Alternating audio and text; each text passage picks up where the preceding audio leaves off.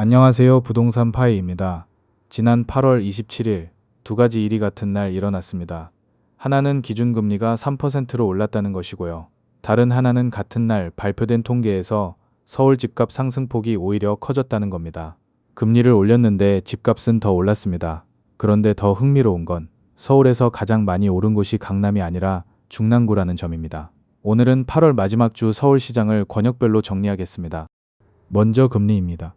기준금리가 2.75%에서 3%로 올랐습니다.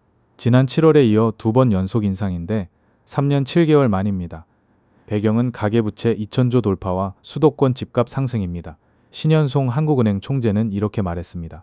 금리로 집값을 잡는 것은 무리겠지만 가파른 상승세를 잡는 데 조금이나마 도움이 될 것이다. 호미로 막을 것을 가래로 막는다는 표현이 있는데 뒤늦게 대응하면 그만큼 비용이 크다. 시장에서는 긴축 종착지를 3.25% 이상으로 보고 있습니다. 그런데 같은 날 나온 숫자는 정반대였습니다. 8월 주간 서울 아파트 매매 변동률을 보시면요. 1주 0.26%, 2주 0.21, 3주 0.22%였다가 4주에 0.29%로 올랐습니다. 8월 중 최고치입니다. 서울 아파트 값은 80주 연속 상승 중이고요. 평균 매매가는 16억 739만 원으로 사상 처음 16억을 넘었습니다. 더 놀라운 건 강북 14개 구의 중위값도 10억 167만 원으로 처음 10억을 돌파했다는 겁니다. 그럼 어디가 오른 걸까요? 8월 4주 자치구별 매매를 보면 답이 나옵니다. 1위가 중랑구 0.56%입니다. 그 다음이 성북과 강북 0.55, 도봉과 노원 0.54%고요. 반면 서초는 마이너스 0.05, 강남은 마이너스 0.11%입니다. 강남과 서초는 3주 연속 하락입니다. 강북 14개 구가 0.4%, 강남 11개 구가 0.2%로 정확히 2배 차이가 납니다. 서울이 2개로 쪼개진 겁니다. 노도강부터 보겠습니다. 노원 상계주공 9단지 49제곱미터가 4억 8천에서 6억 3천으로 31% 올랐고요.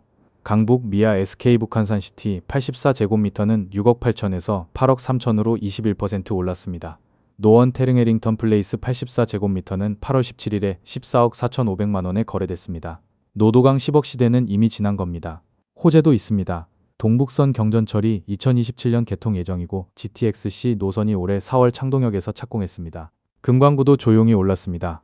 상반기 누적으로 구로가 7.05, 관악이 6.92%인데 서울 평균 5.11%를 웃돕니다. 그런데 이번 달 진짜 흥미로운 건 마용성입니다. 셋이 갈라졌습니다.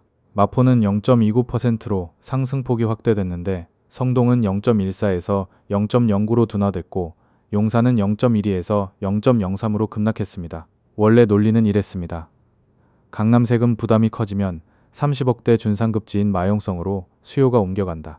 그런데 마포에만 통했습니다. 이유는 8월 3일 세제 개편안입니다. 시세 30억 이하는 부담이 유지되거나 줄었는데 32억 이상은 강화됐거든요. 마포 레미안 푸르지오 84제곱미터는 보유세가 오히려 줄었고 용산은 아파트 한 채당 평균 증세가 1,449만원, 서울 평균의 2배를 맞았습니다. 강남 상황을 보겠습니다. 대치동 개포우성 1차 127제곱미터가 56억 5천에서 48억에서 50억으로 내려왔고 반포 레미안 원베일리 59제곱미터는 49억 5천에서 46억으로 떨어졌습니다. 은마 아파트에서는 5억 원대 낙폭 금매까지 나왔습니다. 매물도 쌓이고 있습니다. 서울 전체 매물이 6월 초 6만 1,000건에서 8월 21일 6만 5천 건으로 늘었는데 증가분의 절반 이상이 강남 3구에 몰려 있습니다. 여기에 서초구는 8월에 DH방배 3,064가구와 반포레미안 트리니원 2,091가구가 한꺼번에 입주했습니다. 그럼 왜 외곽이 오를까요? 세 가지입니다. 첫째, 대출 규제입니다. 25억을 넘으면 주택담보대출이 2억밖에 안 나옵니다. 그래서 6억에서 9억 구간이 실수요가 들어갈 수 있는 사실상 유일한 구간이 됐습니다. 7월 서울 아파트 거래 중 15억 이하 비중이 81.2%까지 올랐습니다. 둘째, 전세입니다. 강북구 전세가율이 63.8%로 81개월 만에 최고입니다. 전세가율이 오르면 갭이 줄어서 매수로 넘어가기 쉬워집니다.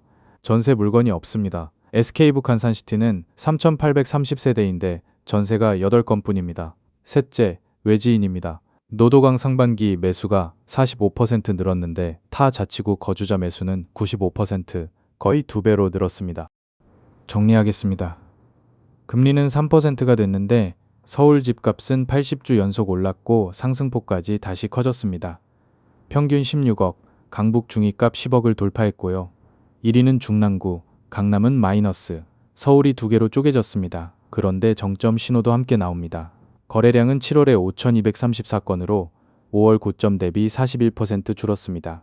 가장 뜨거운 동부권조차 매수 심리가 전주 대비 1.1포인트 떨어져 서울 5개 권역 중 낙폭이 가장 컸고요. 강남 11개 구 매수 우위 지수는 6주 연속 하락입니다. 거래가 뒷받침되지 않는 가격 상승은 지속력이 약합니다. 지금 국면을 상승 지속으로만 읽으면 위험합니다. 대출 끼고 들어가실 분은 금리 3.25% 시나리오까지 계산해 보시길 권합니다. 더 자세한 수치는 블로그와 카페에 정리해 두었습니다. 오늘도 발품으로 채운 파이 한 조각이었습니다. 감사합니다.